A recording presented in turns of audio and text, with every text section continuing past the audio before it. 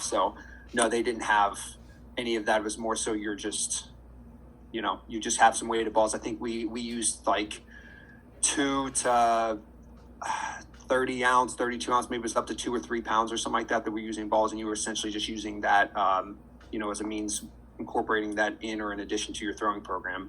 So there definitely wasn't as much of the quote unquote, I guess, more of your systematic, objective way of implementing, weighted ball training programs like there is now. So I guess my thing is that, like, from everybody you talk to, what is their thought process on doing it? Like, what is it, just say, oh, I want to try it, or are there some guys that give a specific reason for it? Or, I mean, Crash or Luke, yeah. I've never, guys just, I guess from what we have here, guys just see it and it's like, hey, let's try it out.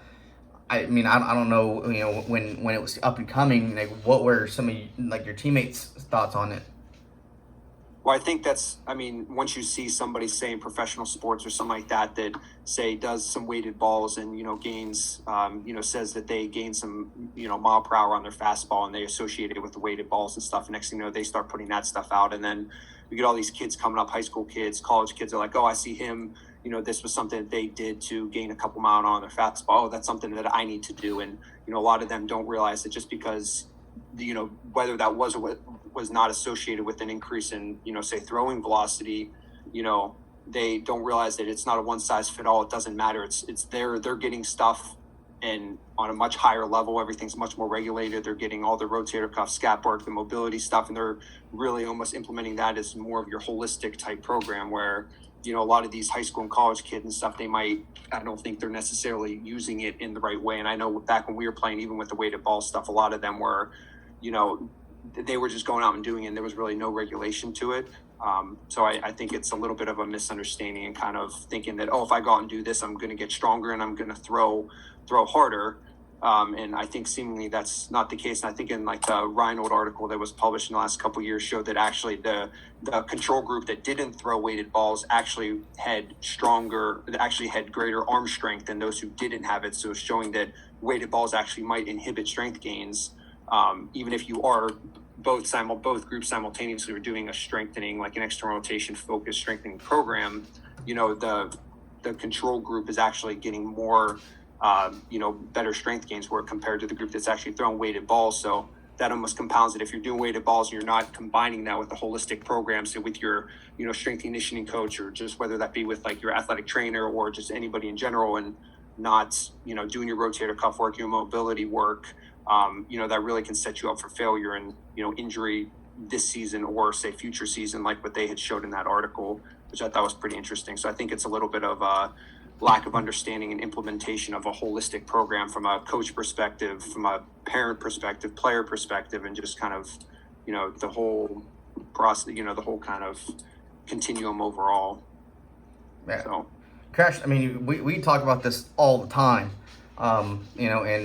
and you've brought up some good points about, like, how you're somewhat for it to an extent where, like, you see guys in the weight room that and you brought up a good point on where have maxed out on as far as how strong they can get in the weight room wise, and and you said that might be a way to go for them. Do you still think that now? Because this was probably like 2 years ago or so that you had said it. I would definitely, at least from the strength and conditioning perspective, there's a lot of exercises or methods that get banned or are contradicted, but it's not necessarily the exercise or the method, it's more the application. So I think the lack of guys understanding how it fits in the developmental puzzle is kind of limiting on the weighted ball training versus, I think there can be definitely benefits from the weighted ball training provided it fits within the puzzle and it's a piece of the pie. It's not, I think we've had guys that think that's the be all end all, but it's not. It can be part of the rotator cuff program, it can be part of the strength program, part of the mobility program, part of the, good sound biomechanics. I think, for some guys, velocity, it's hard to argue that's key in today's MLB game. So you have a guy that's sitting 92, he's maxed out his abilities in the weight room, his, pitching mechanics are sound, maybe in a developmental phase in the off season, that's a way to help bump him into that 93, 94 mile per hour. And that's the difference, in significant money as far as the draft goes. I think, from a motor learning perspective, I think there is variability in throwing lighter and then slightly heavier. And even from a perspective of, I think some of the guys, have seen good gains in improving range of motion faster. So it's part of the warm up process. So it's, you're obviously saving bullets. So you use a little bit of weighted balls, and then you're looser, warmer as you go to throw. I've also seen where guys talk about, those slightly heavier balls with the sand. As the sand moves, they can feel it more in their hand. So that's when you start to talk about not necessarily so much about velocity improvement, but you're talking about pitch design and pitch mechanics to make sure your hands are showing the same sign as the ball's coming out. So I think the huge problem with anything is people see, and it's monkey see, monkey do, but they don't understand why the application is. They don't understand how it fits in a holistic program, and generally they probably do it wrong. So I think to demonize weighted balls, in essence, it's hard to demonize if it's been done right. And I think many times it's been done wrong, and so that's where you start seeing problems. All right, fair enough. I mean, Luke, I know you had mentioned the Reinhold article, and ironically, probably 2 months ago, we were on a Zoom call done by Stan Conti, and he was on it. And it was interesting because he put up a stat on there. Or it may not have been him, but it may have been somebody that was talking about it, where the injury rate had increased, but it didn't increase right when they started using it. They started seeing a spike in injuries the year after they used it, and it was a lot of shoulders. Like I don't think they had very many elbows. It was all shoulders, and it was all labral tears. I think it was like 25%. I think that it increased that next season, which is, I think, has huge implications there. Which and I thought it was like, well, that's kind of about right, because I've seen guys that's picked it up, and that first year they were fine, and it wasn't until that following fall they're like, hey, my shoulder kind of hurts a little bit, and then they usually end up missing a significant amount of time of either fall ball or during the actual season. I've had other coaches that are all for it. But I think you said it right, where it's kind of hard because you've got guys that unless a coach is implementing it into his program, it's kind of hard to gauge what they're doing. So like if let's say this does pick up more steam than it already does, and it becomes a staple in everybody's programs, do you think that's going to be the way to go, to where the pitching coach has got to implement into their program, or allow guys that do it that significant amount of time, or kind of gauge it player by player? I think the big difficulty is the way the collegiate calendar and even the high school calendar is set up. I mean, when they're on campus around the pitching coaches, we're ramping into fall ball. It's not a developmental window. Whereas you talk about a minor leaguer, they may have a 3 or 4 month off season, so that there's a place to put it before they report back. It's hard for me to say you pair it with the same, you pair it alongside ramping up to being able to pitch 3 or 4 innings in the fall. It's just contradictory at that point. And so I think the calendar is the limitation, not necessarily whether it's applied or not. I think if the guys came back or didn't do summer ball, there's a different story. But reality in college season, you go summer ball, you have a few weeks off, and you come back and we start ramping into fall ball. Luke, if you were in college now playing, and you were pitching, and you were seeing that your velocity wasn't where you were happy with it, would you consider trying it out for a while, or would you accept where the velocity where you were at was where you're going to be at, and you were just going to try and work around it?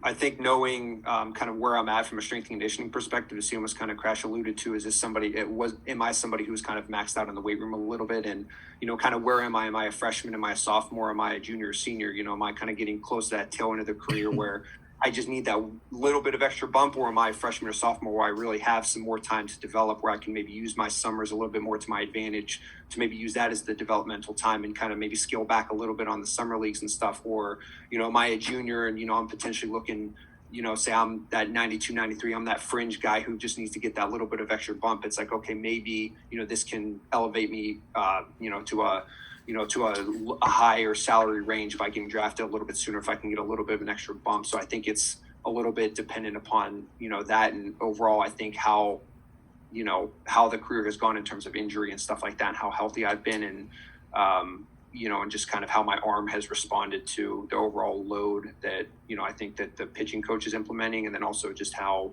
you're doing with things on a general daily and weekly basis with things. So I don't know. I think from a player perspective, I think the large part would be just where you're at in, age wise, and also just kind of how things are going. But I don't think from a, I don't know. I think that's definitely difficult. That's kind of like the $1 million question is, would you use it? Would you not? But I think there's a lot more that goes into that, to kind of be able to give an answer. It's more of like an individualized approach, I think, to that. I think I don't hear this mentioned much, but it's more of maybe observation or thought processes. What type of pitcher are you? Are you a loose, whippy pitcher? Does that extra range of motion you gain from weighted balls, is that more detrimental than if you're already a stiff, connected, more of a strength and power pitcher? I think that there's definitely a clear difference between pitchers that, have like a whippy style arm and they're loose and elastic and snap, versus, the bigger, stronger guys that are more connected and come downhill. So I think there's probably benefits from or like at least your game style of whether or not this applies to you. Okay. I mean, I've pretty much told you guys, and I say it over and over to the guys. It just, to me, it doesn't make sense that if historically pitchers have a hard time handling the demands of throwing a baseball off a mound, or even just doing a normal throwing program, if they've demonstrated, and this is MLB guys, so this is the guys that are traditionally, you would label them as exceptions to the rule. That if they have a hard time throwing a baseball, to me, I have a hard time justifying. All right, I'm hurt, or historically pitchers that have been hurt throwing baseballs, so I'm gonna throw a heavier baseball at that. Like, so to me, it just always baffled me as that, like, how does one justify that logic? And then, like, in that video, he was mentioning that that they've got guys at the facility. I shouldn't say guys. I should say like high school kids and a little bit younger elite ball players doing running guns with, I think, like 3-pound balls. And you just see like everyone that was on the screen, like their heads and their hands go up and start shaking their heads. Like, why would you? Like, first off, I don't get why people. I mean, I do to an extent, because it's a tangible thing that kids can see that, oh, hey, I'm throwing 96 miles an hour. Well, yeah, but you're getting a 20-yard head start. Like when in baseball does that actually happen, where you've got a 20-yard head start and then you chuck a ball as hard as you can? That just doesn't happen. So for me, like, why would you do that to potentially like a high schooler or a kid that's still developing bone-wise? Here's your 3-pound baseball, get a running head start, and then chuck it into a net. Like, those are the things for me that I've just never understood. And I've crashed, like I said, when you brought that up about guys in the weight room. Like, to me, all right, that makes sense. I still wouldn't. Me personally, I still wouldn't recommend it. If that's a kid, especially like, I've seen some cases where guys are using it before they, like, just using it, and then all of a sudden they blow their elbow out, and then they go right back to it. It's like, and then they're like, oh no, that didn't have anything to do with it. Well, how can you eliminate that throwing weighted balls had an effect, or had a playing of you blowing your elbow out? I don't know. That like I said, that's just my thought process on it. Yeah, I mean, I think we're talking application again. So you're talking about a young, undeveloped high school guy. That method may not be appropriate. You could also argue with the youth sports, the year-round throwing, the volume of select showcases, and I think there's a lot of problems wrapped up within, high school and youth baseball that need to be addressed, versus, again, kind of keeping this narrow to like a weighted ball argument. If like going back to someone that's maybe developed, I think you look at like training the nervous system or motor learning, from a sprint mechanics, there's benefit from showing your body over speed. There's also a benefit for showing your body underspeed. So you're looking slightly above what you could run, assisted, and also slightly what you could run, resisted. And you could look at vertical jump the same way. So I think there is, from a motor learning standpoint, showing your brain that you can move faster and you can find some more velocity. I think there's value for or somebody that's, developmentally appropriate to help get them over the hump. You high school kid that's 160 pounds. I mean, I think it's probably misappropriate. Yeah, that's where I think the individualized nature of the implementation application of weighted balls goes into play. It's how mature is this athlete? What do their motor patterns look like? How well are their mechanics? What kind of rotator cuff program are they on? Are they that athlete who's, playing 9, 10, 11, 12 months out of the year, not really giving their body a break. So they're getting, that a large cumulative load on their elbow and shoulder. Anytime you take, something and you add weight to it, you're obviously going to increase the stress on that joint. So, taking the considerations of how, are they just periodizing this in a certain time of the year, or is this something that they're using all year? So I think, again, it just goes back to the application. Like, I don't think weighted balls are evil and it's not the cause of many injuries. I think really it's throwing is the cause. And, anytime you add additional weight to something, you potentially are going to increase the stress to that. But at the same time, if you periodize it in at the right way, right time, as, with the right person who is, mature, has good mechanics, has, the overall picture of that, of that athlete kind of fits the specific criteria to what you can implement something that might be a little bit more advanced. That's when I think you can kind of do it, in the appropriate fashion. It's when you do it to the ones who, there's not any systematic structure to how they're implementing things. They're not, make sure they're focusing on their mobilities. If you're getting increased layback position and you're not adequately stabilizing the rotator cuff, scapula, thoracic mobility, things like that, well, then you're only going to potentially be torquing the labrum, biceps tendon labrum, putting increased stress on your rotator cuff to have to work harder to dynamically stabilize your shoulder with that increased motion. And then if your mechanics are off and kind of all those things, I think just start to snowball a little bit, and, it just kind of feeds into the problem a little bit. So I think if you implement it with the right person at the right time, it's not necessarily a bad thing. I think it really gets the bad rap in those who are doing it, say at the wrong time, too much of it, or, just in the wrong, or patient that's might be the most appropriate for it. So I think kind of Crash has alluded to multiple times. I think application is the biggest thing, and who is it, when is it being applied, and really why is it being applied? Like, if you're a coach, if you're a parent, if you're an athlete, like, what is your why? What is your cause and your purpose for wanting to do weighted balls? And I think if you have the right, mindset, and you're incorporating that into your program in the right way at the right time, I think, it might have some benefit. But I think it also has to come with the caveat that just because it improves the velocity in certain people, it doesn't mean it's going to help for you. Like, going back to that Reynolds study, not everybody improved. Some people actually had a velocity reduction. So you also have to understand that, you might go the other way. You might get no improvement. You might go one way, or you might go the other way. So it's not really a one size fits all for, just implementing weighted balls. It's all, how are you using it? How are you applying it? And kind of what is the overall picture of who is using it? So. Crash, you look like you were going to say something.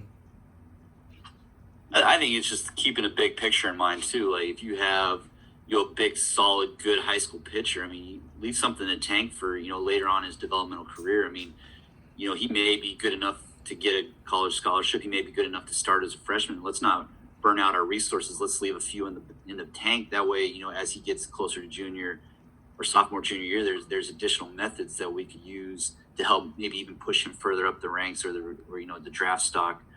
Whereas, you use more advanced methods with, young kids, they're going to lose effectiveness down the road. So you're partly saying, you might, big picture, you might need it to get a college scholarship, and, you may have done everything else you possibly can. This might be a last resort. Cool. But if you're already there, I mean, there's no point in, wasting methods that may help you make more money in the draft later on. So I guess for both of you guys, and Luke, when you get into the setting, but Crash, let's say theoretically, obviously you can't control what these kids do outside of when they're with you. But if you've got Billy Baseball coming in that's 6'3", 183 pounds, and then you get Hammer and Hank that's 6'4", 260, that you think could handle it. Like, how do you justify one to the other saying, yeah, it would work for you, and then turning around to the other one and saying, look, this probably isn't going to be good for you. Here's what else you can do. I think, like, in terms of the preseason screening and stuff like that, I think that's a way where you really can tease things out, in terms of looking at the wide balance, their rotator cuff strength, generally how they're moving, and just what that person looks like overall. I think you can help to tease out, who might be a little bit more appropriate and who might not be. Because I think if they have, a lot of, poor wide balance, or their external rotation strength is off and some of their movement patterns are just off, those are things that you need to work on and improve before you add something that's a little bit more advanced to something like weighted balls. And I think you can use that as some objective data to be like, look, if we do this and we do something too advanced too soon, you're really putting yourself at an increased risk for future injury, as opposed to, say, somebody else who might have that foundation a little bit better, might have a little bit better of more advanced movement patterns that we might be able to implement that would, say, that person a little bit more. But it's just like anything, it's all individualized to certain to each person, just because one thing, it's not one size fit all for everybody. It has to be implemented at the correct time. So I think using some objective data like that would be a way to, get somebody to understand, say, why somebody is it kind of okay to use it versus some are not. So I think that would just be one initial way to kind of get, to kind of put that on the table there. I think it all comes back to relationships, having relationships with the guys you're working with, and having them understand that you've got their best interest in mind. And for me, it's always what's the lowest hanging fruit. I mean, if you're too light, we can fix that. That's the first thing. That's the easiest thing. So I wouldn't necessarily say, hey, this method's not going to work for you, or you can't do this. I'm just going to say, hey, look, there's a few other things that we need to clean up and take care of before we even have this conversation. Let's go ahead and make sure we adjust your weight or your strength conditioning. We need to make sure handle the easy things, and then we'll layer those on. So as you improve there, it'll help continue being able to make sure you continue to improve until you get drafted. Really. Okay. Do either one of y'all seeing like this becoming like the new norm, that you see that now all of a sudden you start seeing these select ball teams having all their kids do it? And because I know some people that they own select ball teams, and they've got different age groups, and they just bring them up along the way. I don't know if that's like that with baseball or not, because this was in softball. But I wouldn't be surprised if that is the case. Like, do you see some of these guys that are doing these select ball teams now all of a sudden incorporating it, and then all of a sudden, you've got guys that get to the collegiate level, or they get to high school, and all of a sudden, they've got such labral damage that you can't repair, or they're having or at least they're at Little League elbow, I guess you could say, at that such young of age. Do you see it going that way, or do you kind of just see where it is right now, where it's something that a lot of pro guys come and do in the off season, and then a few select sports performance facilities doing it on their own when kids come out there?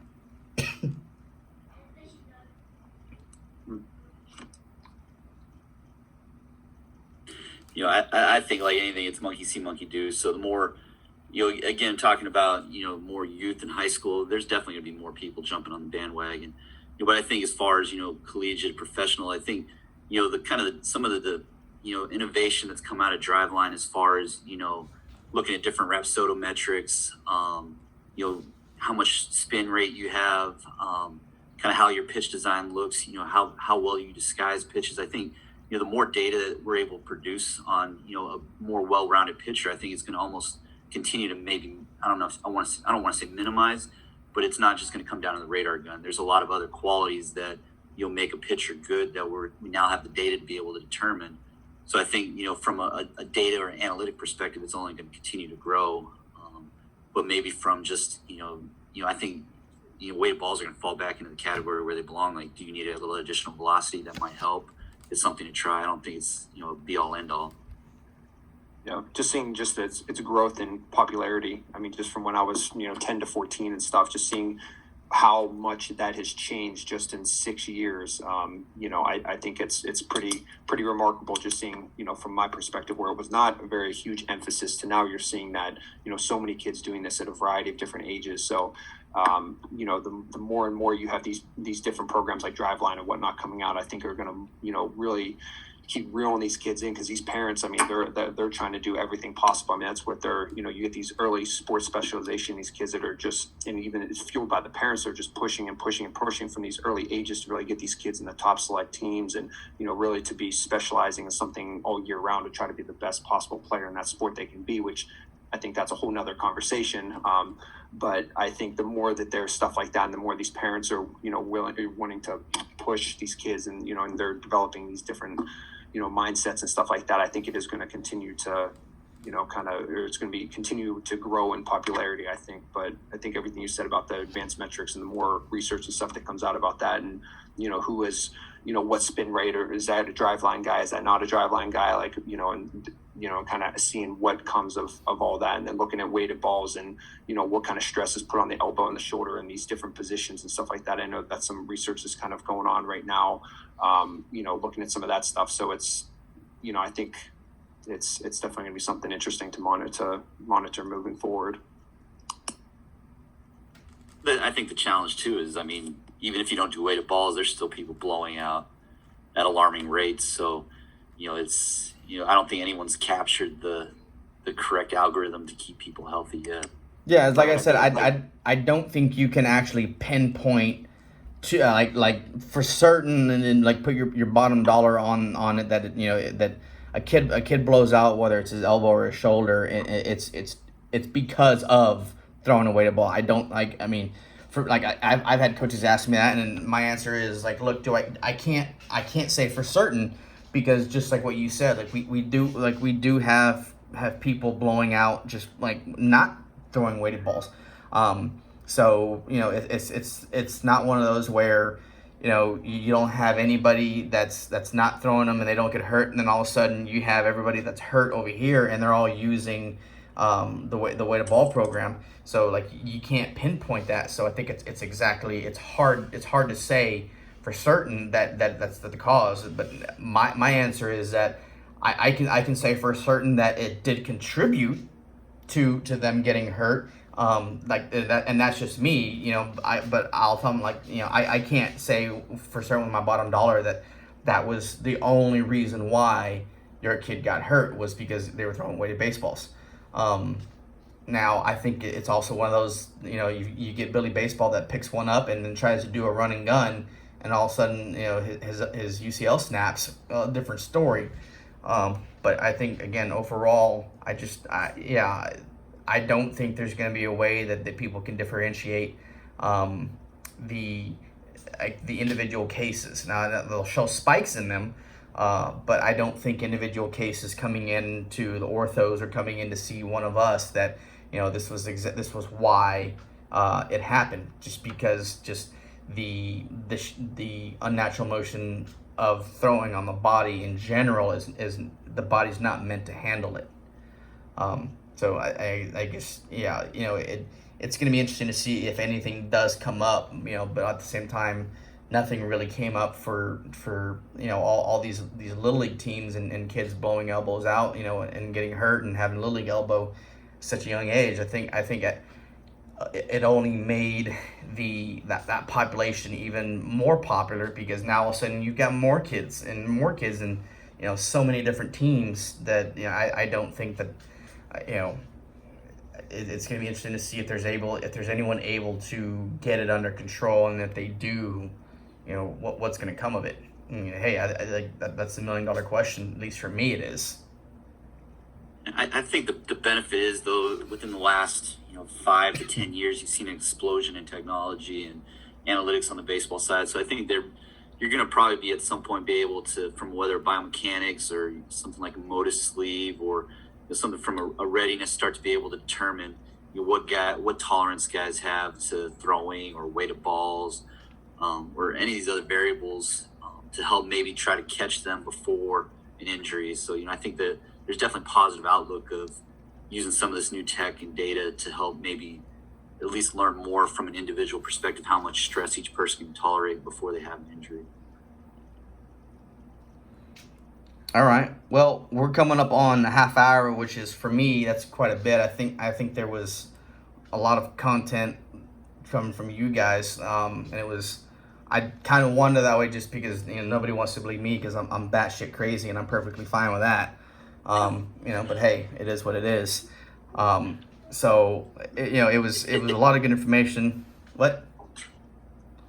Like I say, it's like anything training. I mean, some of it becomes you have to jump on the team or jump in the cult, and people get offended if you challenge their beliefs. So I tend to always be more in the gray space. I'm not a black or white. I think a lot of it depends on the guy and where they are and where we are in the year.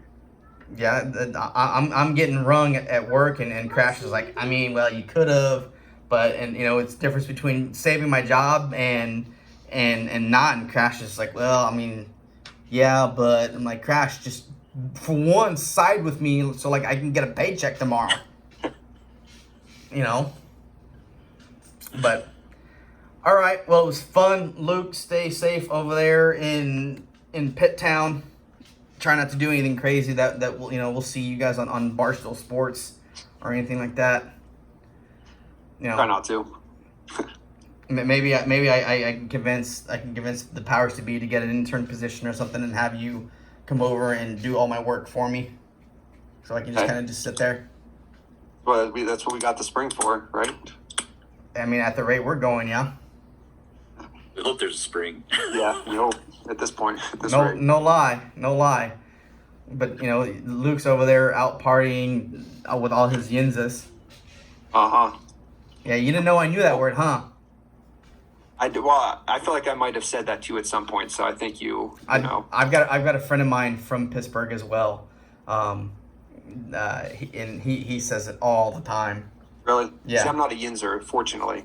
Know about it, obviously, but not from the area of the town where it's a big thing. I actually found myself saying y'all a little bit more from being down in Houston for that time. So I've actually found myself saying that a little more often than Yin. So that been an interesting newer development. You missed out because there's 2 new barbecue spots that popped up that popped up. We found after you left. That I went and tried one Saturday. It's on point. Which one did you go to? Blood Brothers. I've been wanting to go to that one. Yeah, I went to that one, and then I've been once with Derek and Brittany to Truth Barbecue, but that one's all the way out in the Heights, so it's on the other side of town. But those are the 2 there. But they still don't match Pit Room, which Pit Room is open, by the way. I went on Saturday. Wow. Oh, they did their deep clean and we're good to go. Yeah, they shut down for a little while because they had some people get sick, so they shut down, and then I went on Saturday and it was still on point. I haven't had barbecue since I left in August, so that's thanks for bringing that up. I appreciate it. Kind of hard to get barbecue up there in the Northeast. Yeah, if you want to send some Pit Room my way, special delivery like Uber Eats or something, hey, I'm good with that. So I can do that. So